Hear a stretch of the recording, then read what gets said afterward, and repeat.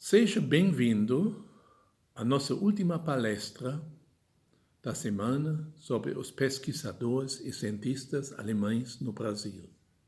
Convido a professora Helena Welper, que irá apresentar o etnólogo Kurt Njomendahu e a saúde indígena na sua obra. Helena Welper é pesquisadora de pós-doutorado da Fiocruz e pesquisadora brasileira mais renomeada sobre o alemão Kurt Njomendahu.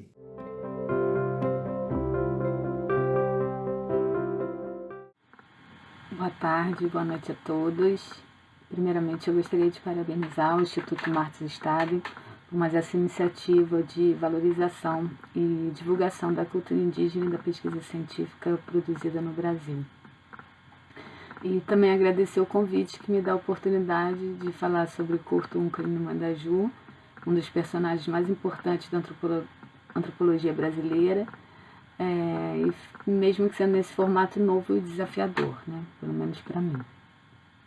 Kurt Unkel nasceu em 1883 em Jena, berço da primeira escola romântica alemã, e ao completar 21 anos, ele migrou para o Brasil, inspirado por uma literatura de viagem e romances de aventura que, apesar de ficcionais, fornecia uma boa visão da diversidade linguística e cultural dos povos ameríndios e também dos problemas decorrentes do contato entre as populações indígenas e os colonizadores europeus. Kurt Unkel não teve formação universitária, mas aquela literatura romântica idealizava uma experiência de tornar-se nativo, isto é, receber um nome, aprender a língua e, eventualmente, até constituir família, que influenciou profundamente o fazer etnográfico de Kurt Unkel. Em meados de 1906, cerca de 2 anos depois da sua chegada no Brasil, atuando como camarada da Comissão Geográfica e Geológica de São Paulo, que na época realizava o desbravamento do Oeste Paulista, Kurt Unkel se aproximou de um grupo guarani da região de Baru e foi por eles adotado, recebendo então o nome Njomendahu, que foi imediatamente assumido e traduzido pelo próprio Kurt como aquele que faz seu próprio lar. A partir dessa iniciação etnográfica até a sua morte em 1945, entre os índios Ticuna, que habitam o Rio Solimões, no Amazonas, a vida de Njomendahu foi dedicada ao estudo dos povos indígenas do Brasil. E apesar do seu autodidatismo, a sua trajetória esteve sempre direta ou indiretamente vinculada às principais instituições indigenistas do seu tempo, incluindo nisso os principais museus etnográficos do Brasil e da Alemanha. O caráter interdisciplinar dos estudos de Kurt Njomendahu me permitiria falar hoje de suas realizações em diferentes áreas, no campo da linguística, no campo da arqueologia, no campo da cartografia, no campo do colecionismo museológico, enfim, várias áreas. Mas essa minha apresentação de hoje, ela vai se limitar à contribuição propriamente etnográfica.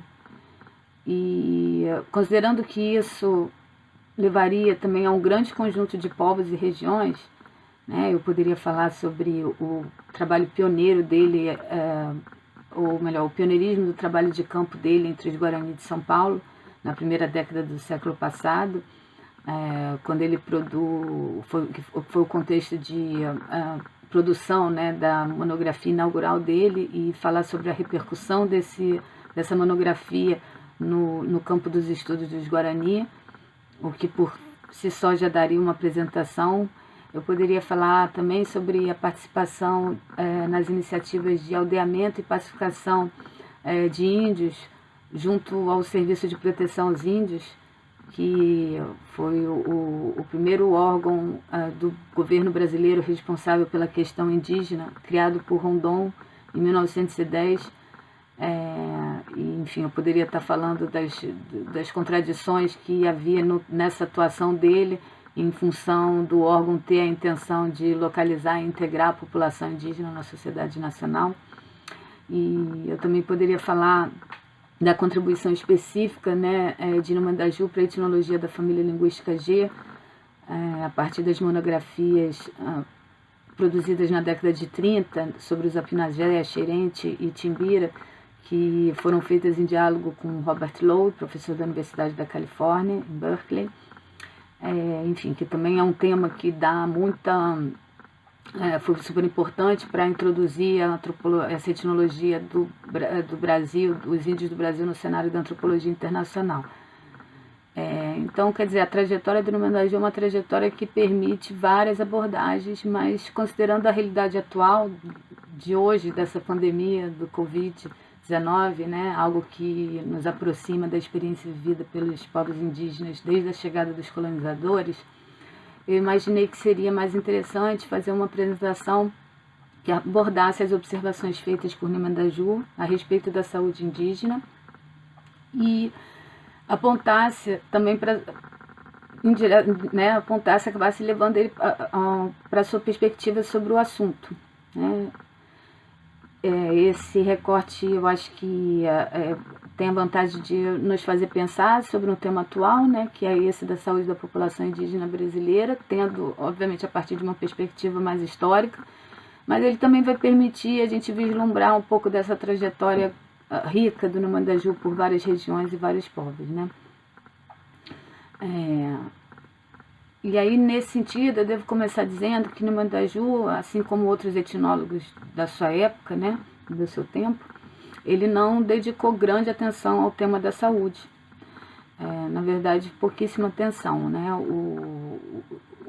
Nos seus textos, os fatos relacionados à ideia de saúde e doença aparecem nos seus textos escritos dentro de capítulos que versam sobre outros tópicos, né? Tais como a descrição física do meio ambiente, a magia e a história de contato.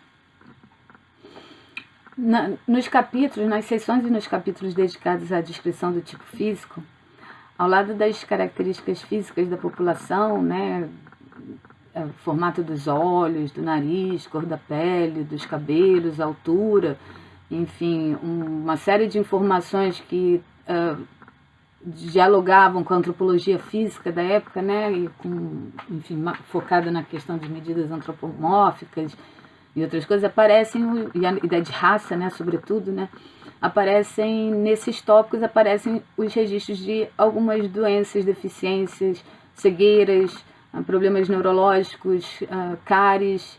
Então a gente, na obra do Numandaju, dentro dessa parte de descrição física do meio ambiente ou dos povos, a gente encontra o registro de fatos, de registro das condições de saúde, né, dos povos.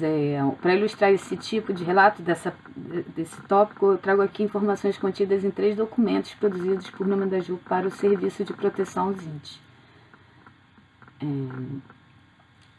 Em uma carta escrita em 1912 sobre a pacificação de um pequeno grupo de índios caingangues no estado de São Paulo, na sequência da descrição física do grupo, Numandaju registrou a incidência de malária, reumatismo e muito resfriado, destacando o processo de sangria como terapêutica nativa para as dores de cabeça. No relatório sobre a pacificação dos Parintintim, um grupo tupi do sudeste do Amazonas, no começo dos anos 20 do século passado, Numandaju apresenta os casos patológicos existentes no grupo recém-contactado.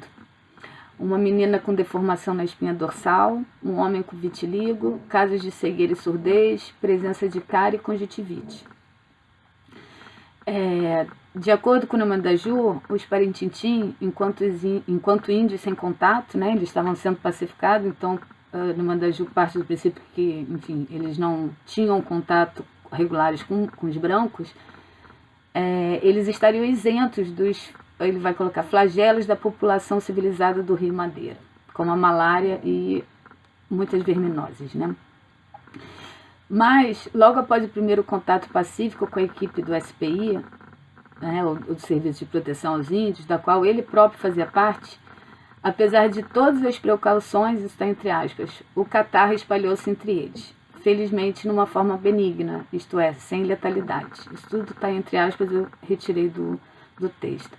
E vale aqui destacar que, quer dizer, na verdade, esse trecho eu trouxe até por isso, para mostrar como, na verdade, a iniciativa dele de pacificação já chega com a doença, é um relato que ele faz, né? E vale destacar aqui que, embora Numandaju tenha afirmado que os Parintintim não conheciam essa doença, ele relata que os índios entendiam que a mesma tinha sido transmitida por um funcionário do SPI e limpavam o nariz no ombro dele, evitando de se sujar com os dedos, de sujar os dedos com a secreção. Em outro relatório feito também para o Serviço de Proteção aos Índios, né, nesse caso relativa a uma visita aos Ticuna do Rio Solimões em 1929, né, o Ticuna é a maior população indígena do Rio Solimões, a sua avaliação sanitária destacou a diferença entre duas aldeias em função das diferentes inserções daquelas populações no sistema de exploração da borracha e, consequentemente, do consumo de bebida alcoólica, no caso a cachaça. Então, naquela localidade mais próxima do barracão, que possuía um alambique, os índios eram vitimados pelo alcoolismo, se tornando mais fracos e mais acometidos por parasitas.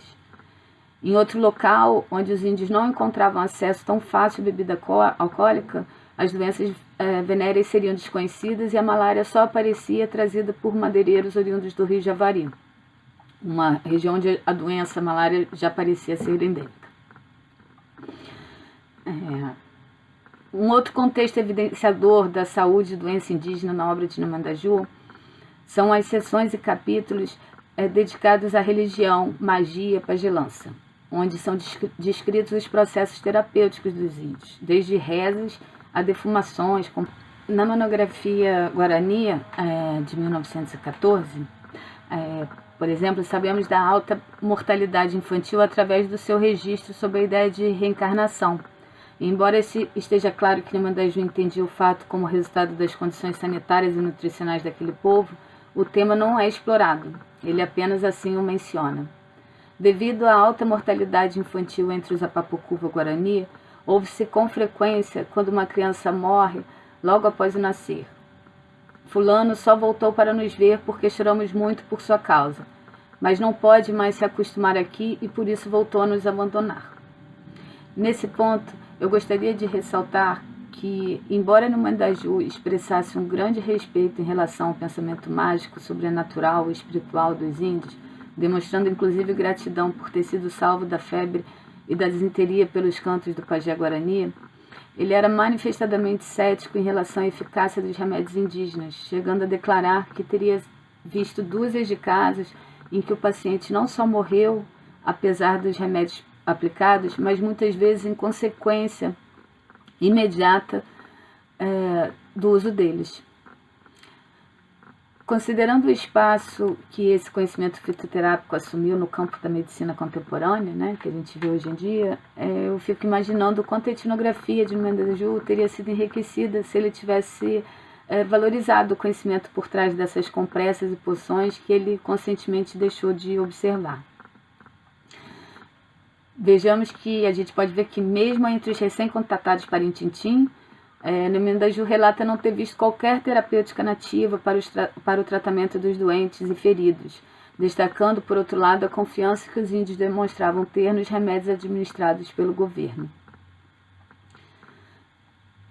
Já na monografia sobre os povos Timbira, onde Numandaju realizou um tradicional trabalho de campo, o pouco desenvolvido conhecimento médico dos Canela Rancucamecrá foi apresentado na seção destinada à descrição da magia, onde Numandaju menciona as aplicações mágico-medicinais de óleos, resinas, cascas vegetais e defumações para tratamento de conjuntivites, dores nas articulações e dermatites. Aqui, ele também menciona a cura coletiva para os casos de epidemias de catarro, varíola, sarampo e gripe, e descreve brevemente o que testemunhou na aldeia do Ponto. Quando a varíola eclodiu em 1935, as pessoas fizeram um fogo na praça, jogaram quantidades de galhos verdes de sucupira nele e se expuseram à fumaça densa e branca. O curandeiro, então, segurando um monte de galhos dessa árvore, afastou as pernas e todos os aldeões, homens e mulheres, independentemente da idade, tiveram que passar rastejando de 4 entre suas pernas, recebendo um pouco de cinza dos galhos nas costas. Nesse caso particular, a varíola provocou a morte do chefe daquela aldeia e resultou na divisão do grupo. Por este efeito, encontramos maiores relatos dessa epidemia na seção etno-histórica da obra. E aí a gente vê uma outra seção, né, que é extremamente rica de informações sobre a saúde indígena, né, que é a seção, o capítulo da história do contato, né. Esses capítulos que apresentam os dados históricos e demográficos, né, dos povos estudados, e que é o contexto onde as epidemias de malária, varíola, sarampo são mencionadas sempre como explicação para a redução, migração e extinção da população ou de grupos parentes próximos. Além de recuperar as informações dispersas nos documentos históricos e na história oral, como por exemplo foi feito para explicar a depopulação dos Guarani, Caingangue e das tribos do Alto Rio Madeira, os textos de Numandaju também oferecem relatos de surtos epidêmicos testemunhados pelo próprio autor, como aquele de varíola entre os Canela em 1935, que lhe proporcionou a observação da cerimônia de cura coletiva feita pelo pajé na praça da aldeia. Embora as observações de Numandaju sobre saúde não sejam das mais extensas, me parece evidente que a sua compreensão do processo de saúde e doença entre os índios do Brasil estava fundamentado no conhecimento produzido pelo naturalista Karl von Martius. Em meados do século XIX, no livro Natureza, Doenças, Medicina e Remédios dos Índios Brasileiros, de 1844, von Martius reuniu suas observações e registros sobre o tema, chamando a atenção não apenas para a origem externa e a alta mortalidade das epidemias virais entre os índios, mas também para o seu efeito desestruturador nas comunidades indígenas. Em linhas gerais, as epidemias matavam não apenas pela doença, mas pela fome, visto que o adoecimento de várias pessoas ao mesmo tempo, quando não causavam a separação do grupo, interferiam e prejudicavam as atividades de subsistência, como a caça, por exemplo. A varíola, porém, nos dirá Martius, com a mais tremenda rapidez alastra-se até os mais remotos ermos, e cada tribo conhece e teme essa doença como se for o mais pernicioso veneno para o seu sangue. Assim, a varíola representa na raça vermelha o mesmo papel da peste oriental, isso está tudo entre aspas, tirei do texto dele, onde explode, separam-se os membros da família. Muitas vezes os pacientes são deixados ao desamparo. Os sãos, dominados por cego terror e desnorteados, fogem em debandada para as matas. Nessa obra, publicada mais de 2 décadas após a expedição, que Martius fez, né? Martius apresenta algumas considerações gerais que influenciaram profundamente Numandaju e, posteriormente, outros antropólogos, inclusive brasileiros. E antes disso, também outros etnólogos, como a gente vai ver. De acordo com Martius, os índios dificilmente eram cometidos por uma doença que lhes fosse exclusivamente peculiar, sendo, na maior parte dos casos, vitimados por doenças relacionadas às insalubridades locais, que também atingiam a população não indígena. É importante lembrar que, naquela época, o conhecimento sobre as doenças da região eram bastante incipientes. A malária, por exemplo, era tida como uma doença autóctone e não importada da África. As piores consequências na saúde dos índios, entretanto, seriam causadas por doenças trazidas pelos europeus. A varíola, em função da sua alta taxa de mortalidade, e a sífilis, em função dos supostos efeitos na fertilidade dos indivíduos. Em resumo, Martius declara que os índios seriam muito sadios e que alcançavam por isso uma grande longevidade, mas isso só ocorreria enquanto os mesmos habitavam exclusivamente a sua terra e não estavam em contato com a civilização europeia. Neste sentido, considerando as transformações socioambientais ocasionadas pela colonização e o fato da população indígena ocupar, naquela sociedade imperial, uma posição inferior, Martius previa uma mortalidade sempre progressiva da raça vermelha, pois os índios não teriam uma medicina nativa para lidar com as doenças importadas e, em virtude da sua condição social inferior, né, da marginalização, não teriam acesso e, portanto, não poderiam se beneficiar da medicina europeia.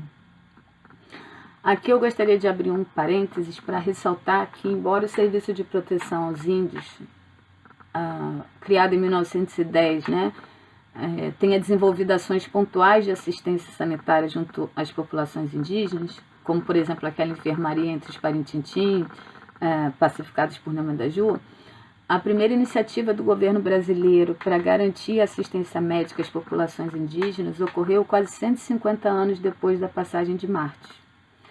Isto é, na década de 1970, com as equipes volantes de saúde da FUNAI, órgão criado em 1967 para substituir o Serviço de Proteção aos Índios, extinto em função de denúncias que incluíam a introdução deliberada de varíola, tuberculose e sarampo entre os indígenas. E aí, considerando a postura do atual governo brasileiro frente ao avanço do coronavírus em áreas indígenas, a gente vê que a história dos serviços de saúde indígena no país foi e continua marcada pelo racismo, pela exclusão e pela omissão. Voltando ao Martins e Namandaju, as observações e previsões fatalistas de Martins não resultaram em qualquer mudança nas relações do governo brasileiro com os índios, mas certamente contribuiu para a promoção da primeira expedição alemã exclusivamente etnográfica no Brasil, realizada pelo médico psiquiatra Carl von den Steinen ao Xingu, em 1884 e 1887.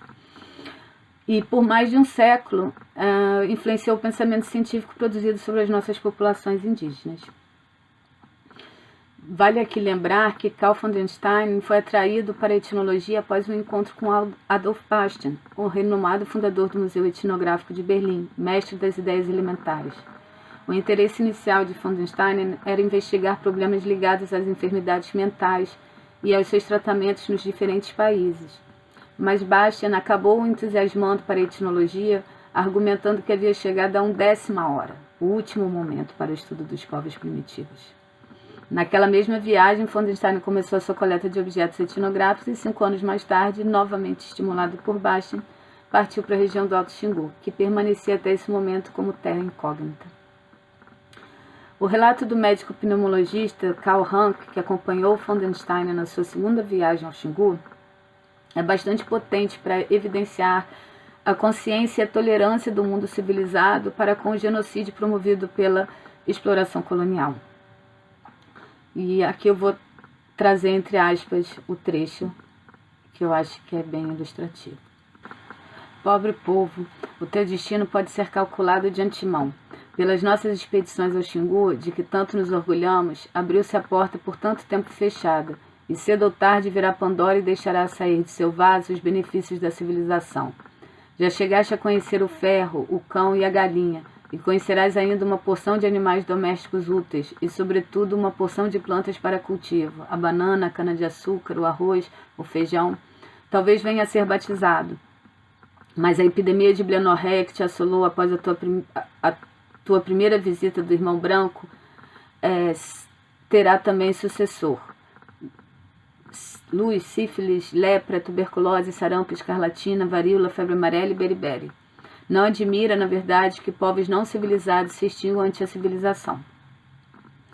Orientado por essa visão pessimista e pela antropologia e a consequente antropologia salvacionista, os escritos de Namandaju seguiram na mesma linha fatalista de Martins, e não apenas constataram a extinção e extermínio de grupos que haviam sido visitados pelo naturalista e outros visitantes, mas também previu a extinção de vários povos que ele mesmo visitava naquele momento. Diferentemente dos seus mestres evolucionistas, Namandaju sempre assumiu uma postura crítica e denunciativa com relação à violência contra o indígena e à omissão do Estado brasileiro e outros agentes do contato, como as missões religiosas e as frentes de exploração. Não por outra razão, devemos reconhecer a grande influência da obra de Namandaju no movimento indigenista que surgiu na década de 1970, recuperando seus escritos para denunciar o sucessivo extermínio da população indígena, bem como localizar e identificar povos que não eram reconhecidos pelo órgão indigenista. Embora a produção etnográfica de Nomandaju remeta às décadas de 1910 e 40, e minha apresentação não tenha explorado extensivamente as observações que Nomandaju fez sobre as condições sanitárias, alimentares e epidemiológicas dos índios que visitou, eu penso que essa breve recuperação permite um diálogo com a realidade atual, na medida em que aponta para 3 elementos: o efeito desestruturador das epidemias virais para as comunidades indígenas, a ineficiência da política indigenista em protegê-los do contato genocida e, sobretudo, a importância da terra para a preservação e a recuperação da saúde mental, física e social dos povos indígenas. E com isso eu fico aqui e espero que a minha apresentação esteja clara. E eu queria também aproveitar a oportunidade para lembrar que as pessoas que quiserem apoiar a causa indígena nesse momento, especialmente nesse momento de enfrentamento ao Covid-19, que elas podem estar procurando no site do Instituto Socioambiental, tem uma lista de iniciativas de organizações indígenas que estão preparadas para receber apoio material, financeiro. Então, as pessoas podem procurar lá no site do Instituto Socioambiental e ver a campanha que eu gostaria de ajudar, de contribuir. E além das iniciativas listadas no site do ISA, do Instituto Socioambiental, eu lembraria também da campanha União Amazônia Viva, que faz um trabalho muito importante para os povos da Amazônia. Muito obrigado, professora Helena, pela apresentação super interessante. O tema é muito atual nessa época com a pandemia de coronavírus. Fechamos o nosso ciclo de palestras e a semana sobre os pesquisadores e cientistas alemães no Brasil. Agradeço a todos os palestrantes pela participação e pelas excelentes e importantes apresentações. Para acompanhar a programação cultural do Instituto, siga-nos nas redes sociais Instituto Márcio Staden, em Facebook e Instagram. Muito obrigado.